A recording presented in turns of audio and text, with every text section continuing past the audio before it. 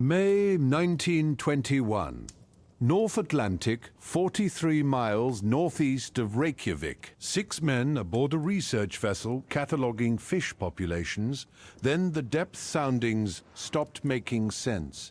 Readings showing something massive where nothing that size should exist. Not a whale, not a reef. Something that moved with the current, something that followed us for 8 days across 200 nautical miles. By the 3rd day, we knew it was tracking us. By the 5th day, we knew what it was. This is what happened during those 8 days before we limped back to Reykjavik with half our equipment gone and 3 men who wouldn't speak for a week. Subscribe for more true historical horror stories.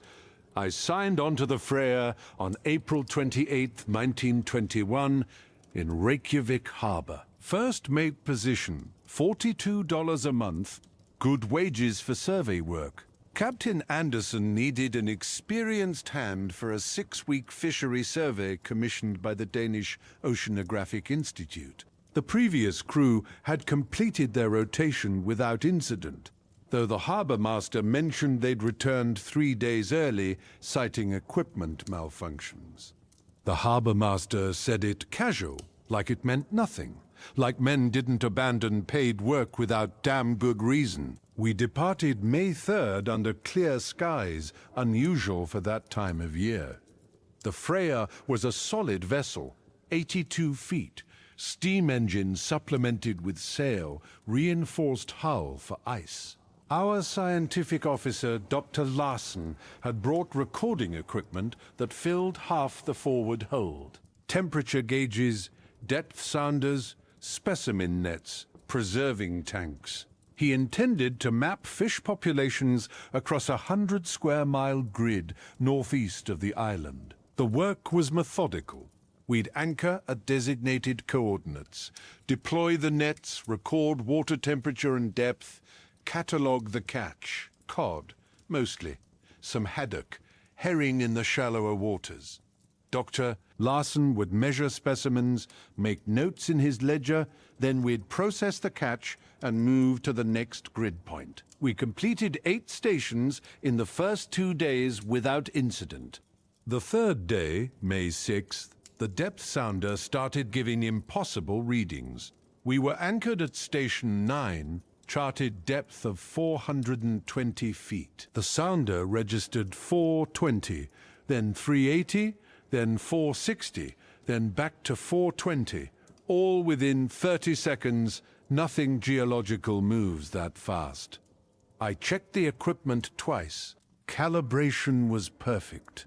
Currents playing hell with the readings, Anderson said, but he didn't sound convinced.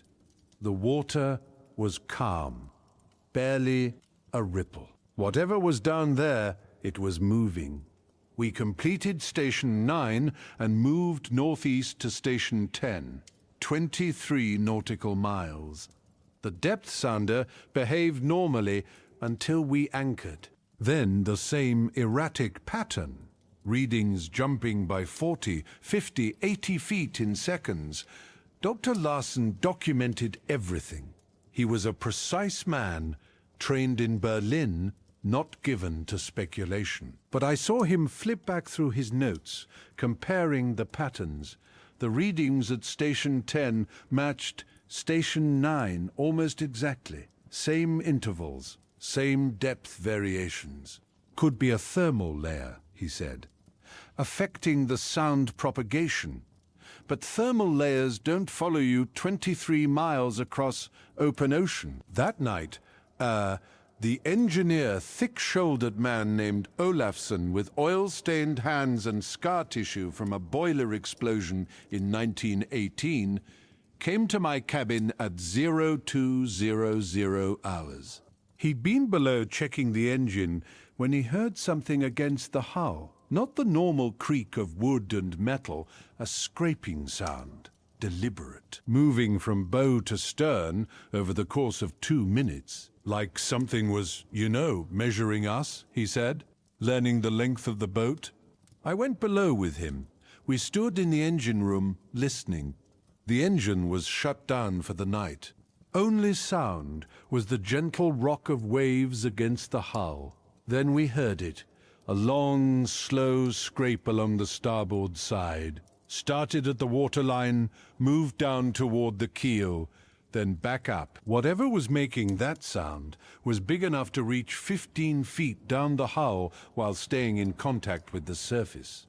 Well, we stood there for 20 minutes. The scraping came back 3 more times, always the same pattern, always starboard side. When it stopped, Olafsson went back to his bunk. I stayed below until dawn, but the sound didn't return. I didn't mention it to the captain, not yet. Men who report ghost sounds don't get hired for second contracts. May 7th, we deployed nets at Station 11 at 0800 hours. Standard depth, 410 feet. We let the net sink for 40 minutes, then began retrieval. Halfway up, the winch started laboring. The net was heavy. We could tell from the strain on the cable, too heavy for the mesh size and depth. 3 men on the winch handles, pulling hard. When the net broke surface, we saw why. The mesh was shredded, not torn, shredded. Holes 3 feet across. The few fish we'd caught were mutilated, bitten clean in half. The bite marks were, circular. Perfect semicircles, each one maybe 18 inches across. I'd seen shark bites before. These were bigger, much bigger, and the teeth spacing, I measured it with calipers from the medical kit. 7 inches between tooth marks. Bull sharks have maybe 2-inch spacing. Great whites, 3 inches. This was something else. Dr. Larson photographed everything. He measured the bite radius, estimated jaw size based on the arc. His hands were shaking when he wrote down the numbers. 18 to 2 feet, he said. Jaw diameter. The animal attached to this would be, well, 80 to 90 feet in length. He closed his notebook. That's impossible. No shark that size has existed for 2 million years. Anderson ordered the net cut away and new mesh rigged. We moved to station 12-14 miles northeast. Dr. Larson wanted to continue the survey. We had a contract, a schedule, funding that wouldn't come again if we abandoned the work. Good reasons to stay. But the crew was quiet. Men who work the sea know when something's wrong. They feel it before they can name it.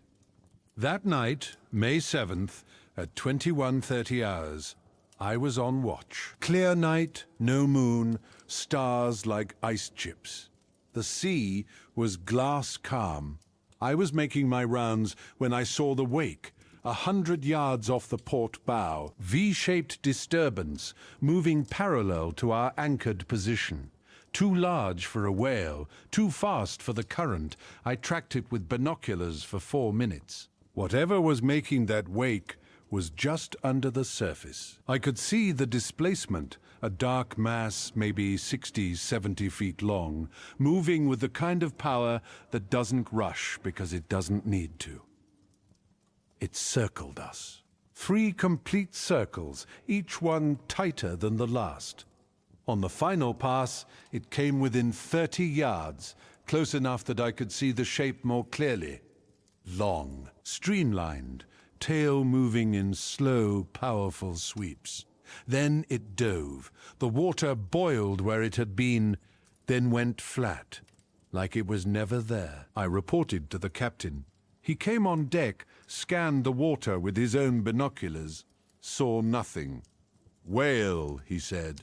Fin whale, probably. They get that big. But fin whales don't circle.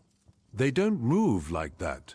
They don't study vessels with the patience of something that's hunted for longer than humans have built boats. I didn't argue. You don't argue with captains. But I saw Olafsson watching from the engine room hatch. He'd seen it too. May 8th, we hauled nets at Station 13. This time we rigged double mesh, reinforced cables. Same result. Net came up shredded, cables frayed, like they'd been gnawed through. No fish, just damage. Dr. Larson examined the cable fibers under magnification. Serrated edges, he said. Pressure marks consistent with, triangular teeth, approximately 4 inches in height. He was still documenting everything, still maintaining scientific precision, but his voice had changed. There's a tone men use when they know something's very wrong, but can't admit it yet. The captain held a meeting at 1400 hours in the chart room. 6 of us crowded around the navigation table. Anderson proposed abandoning the grid survey and returning to shallower waters near the coast. Dr. Larson protested. We'd only completed 13 of 36 stations. The Institute needed the full data set. The captain's response was blunt. The Institute can send another vessel with another crew who haven't seen what we've seen. But Dr. Larson had leverage. He'd chartered the vessel. The contract specified completion of the full survey. If we returned early without cause, without something he could document as genuine equipment failure or dangerous weather, he wouldn't authorize payment. Anderson was running a private vessel. No pay meant bankruptcy, so we stayed. We continued northeast toward deeper water, toward the continental shelf where the ocean floor drops from 400 feet to 4,000 in the space of a mile. That afternoon, we saw it surface. Station 14, approximately 60 miles northeast of Reykjavik. We were deploying equipment when one of the deckhands, young guy named Sven, maybe 22, shouted and pointed northeast. A dorsal fin, rising out of the water like a ship's sail. I've seen great white sharks. Their dorsals run maybe 2 feet tall. This was 8 feet, maybe 9. Dark gray, scarred, moving through the water with the kind of steadiness that comes from something so large the ocean doesn't move it. It moves the ocean. We all watched. Nobody spoke.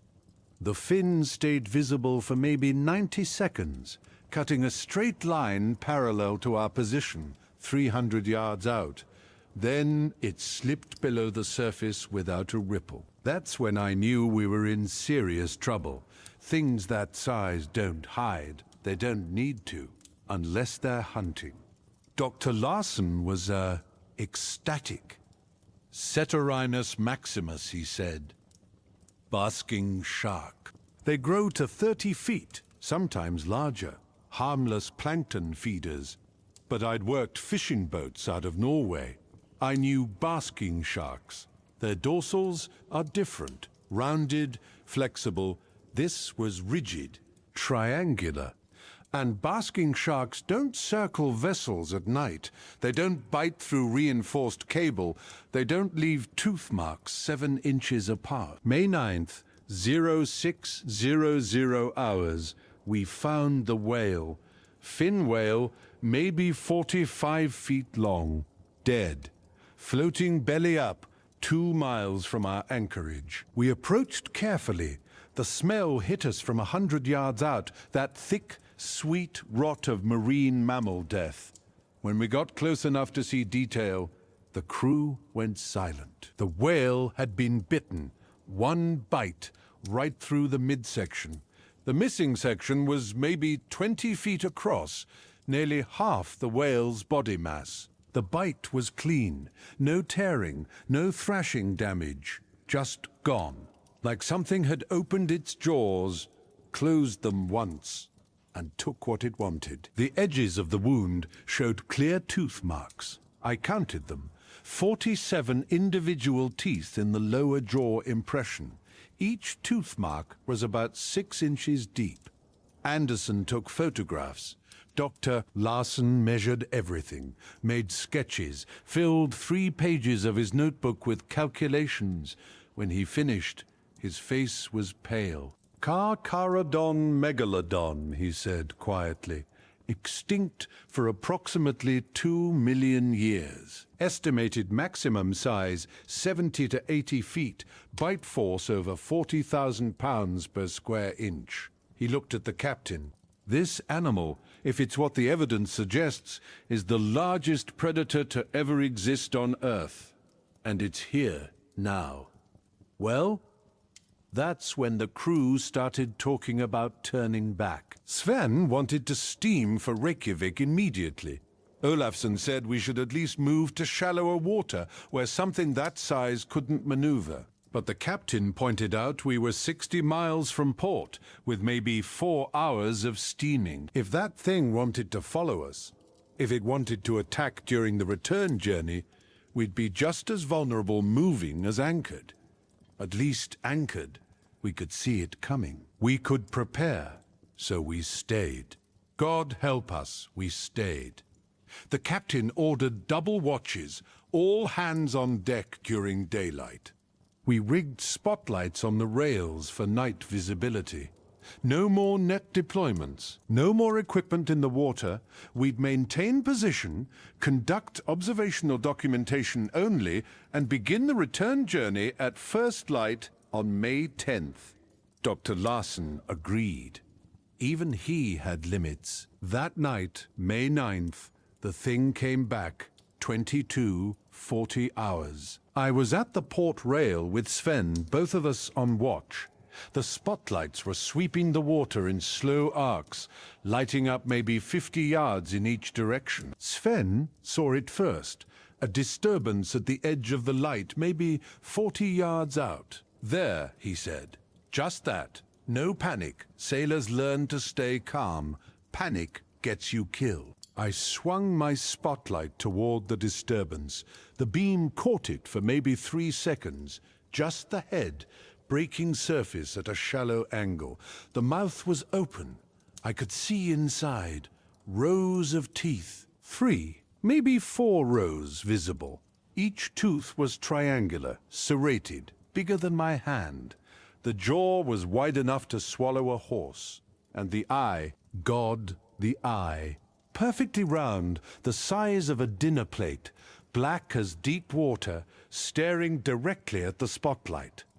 At me, with something that looked like recognition, like it knew I was there, like it understood what I was. Then it rolled, slow and deliberate, showing us its length as it dove. 60, 70, maybe 80 feet. Impossible to judge accurately in the dark, but longer than our vessel. Longer than anything living should be. The last thing visible was the tail, vertical tail fin, maybe 12 feet tall, sweeping down in one powerful stroke. The displacement from that stroke rocked the Freya. 80-ton vessel, moved by the wake of something swimming away. The whole crew had seen it. 6 men, all experienced sailors, all seeing the same thing in the spotlight beam. Nobody spoke for maybe 2 minutes. Then Anderson said, "We leave at dawn, no matter what. Run the engines hot, make for Reykjavik, and pray to God that thing decides we're not worth following." But we couldn't leave at dawn. At 0430 hours, Olafsson discovered the rudder damage. He'd gone below to prep the engines and noticed the steering wasn't responding right. When he checked from the stern platform, he found the rudder chain partially severed, not broken, cut. Deep gouges in 3 of the 7 chain links, made by something with teeth. The thing had come up under the stern during the night and methodically weakened our steering. Like it knew. Like it understood that a boat that can't steer is a boat that can't run. Repair took 4 hours. Olafsson worked from a small dinghy exposed on the water, while the rest of us kept watch with rifles. We saw the fin twice during those 4 hours. Once at 0630, circling maybe 200 yards out. Once at 0810, closer, maybe 100 yards. It was watching the repair. Every time we saw it, it was oriented toward us, moving in slow figure eights, patient as death. When Olafsson climbed back aboard at 0845 hours, he was shaking, not from cold, from what he'd seen while working below the waterline. It came up under the boat, he said. While I was working, rose up maybe 10 feet below me. I could see the shape of it, the whole shape. It's bigger than this ship, bigger than anything I've ever seen. And it stayed there, directly beneath me, for maybe 90 seconds. Just, you know, hovering, watching. Then it dropped back into the deep. We got underway at 09000 hours, bearing southwest for Reykjavik. Full steam, 12 knots, fastest the Freyr could manage. The plan was simple. Maintain speed, stay alert, make port before nightfall. 60 miles, 5 hours, steaming. If we could just make shallow water near the coast, we'd be safe. Things that size need depth, need room to maneuver. The coastal shelf would protect us. For the first hour, we saw nothing. The sea was empty, no fin, no wake, no disturbance. Dr. Larsen suggested maybe the creature had lost interest. Maybe we'd moved beyond its territory. Anderson didn't respond. He knew better. Predators don't abandon prey that's running. Running triggers the chase response. Running means your food. At 10:15 hours, Sven spotted the fin. Directly astern, maybe 300 yards back, pacing us, maintaining exactly our speed. Not gaining, not falling back. Just following. The fin cut through the water with the kind of mechanical precision that didn't look natural. It looked intelligent, deliberate, like it was testing us. Seeing how long we could maintain this speed, waiting for us to tire. It's herding us, Dr. Larsen said. He was at the stern rail with binoculars watching the fin, maintaining pursuit distance. This is documented behavior in apex predators. Orcas do this with seals, run them to exhaustion, then strike when resistance drops. If this animal has survived 2 million years past its supposed extinction, it's because it's smart. It's learned, and it's applying that learning to us. The fin followed us for 90 minutes. Never closer, never farther. Always there. By 11:45 hours, the engineer reported the engine was running hot. We were pushing the boiler beyond design limits. Anderson faced a choice: reduce speed and let the thing close distance, or maintain speed and risk engine failure in open water. He chose speed. Better to break down closer to shore than farther out. At 12:20 hours, the fin disappeared. Just gone. One moment it was there, the next the water was empty. We watched the stern wake for 20 minutes, scanning with binoculars, seeing nothing. Some of the crew relaxed. Thought maybe it had given up. But Olafsson said what I was thinking. It didn't give up. It dove. It's beneath us. He was right. At 13:05 hours, we felt the impact. Not a collision, a push. From directly below. The whole vessel lifted maybe 6 inches out of the water, hung there for a second, then dropped back. The impact rattled equipment, knocked Sven off his feet, caused Dr. Larsen to drop his binoculars into the ocean. We all knew what it meant. The thing was under the boat, testing the hull, learning our weak points. The second impact came 30 seconds later. Harder, focused on the stern. The rudder chain groaned under the stress. Olafsson screamed from below that we were taking water, not from a breach, but from the pressure wave of something that large moving that fast beneath us. The third impact didn't come. but we could feel it moving under the keel, a long, slow scrape of rough skin against wood. Bow to stern, teaching us that it could open us like a can whenever it wanted. Then it surfaced alongside, starboard side matching our speed. This was the first time we saw it in full daylight, in clear water, completely visible. It was swimming at the surface, dorsal fin cutting the water, most of its back exposed. The skin was grey-brown, covered in scars. Old scars, healed white, crisscrossing the body like a map of centuries of survival. The eye was watching us, rotating to track the vessel as it swam, and the size. Jesus Christ, the size. 70 feet. Maybe more. Longer than the Freya, a mouth that could bite the ship in half. It stayed beside us for 3 minutes, not attacking, just swimming, showing us what we were dealing with, demonstrating its power, its size, its absolute dominance. Then, as casually as it had surfaced, it rolled and dove.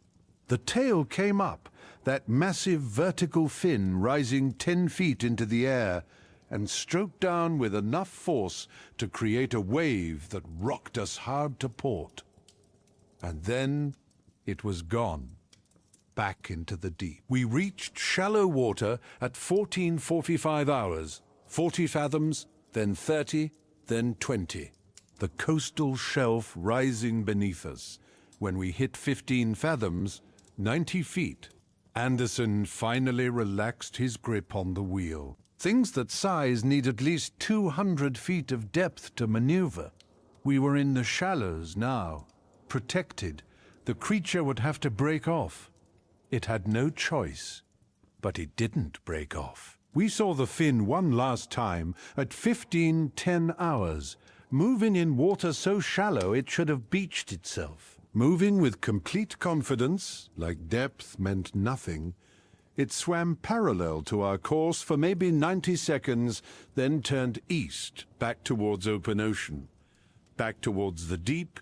As it went, it rolled. Showed us that white belly one more time, then dove, and we never saw it again.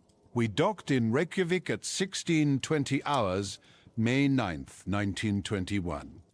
Dr. Larsen filed his report with the Institute that evening. Complete documentation, photographs, measurements, witness testimony from 6 men. The Institute acknowledged receipt. They never published the findings, never sent another survey vessel. The official explanation was equipment malfunction and weather delays. The grid survey was abandoned. No follow-up expeditions were commissioned. The crew scattered. Sven quit maritime work entirely, took a job in a Reykjavik warehouse. Olafsson transferred to engine work on land, said he'd never set foot on an ocean-going vessel again. The captain sold the Freya. 6 months later, bought a coastal fishing boat that never went more than 5 miles from shore. Dr. Larsen returned to Berlin. I heard he'd published papers on fish populations, but never again on large marine predators. He never mentioned the expedition publicly. I'm 83 now, writing this in a small apartment in Oslo. I worked fishing boats for another 30 years after 21, but never that far out. Never in water deeper than 100 fathoms. Never where something that big could swim beneath me. Young people don't believe these stories.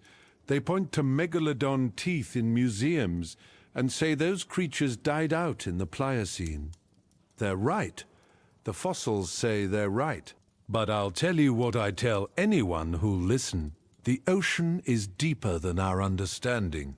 Some things survive by staying where we can't follow, where light doesn't reach, where the pressure would crush our vessels, where the only evidence we see is when they decide to rise, when they decide to hunt the half-goofa.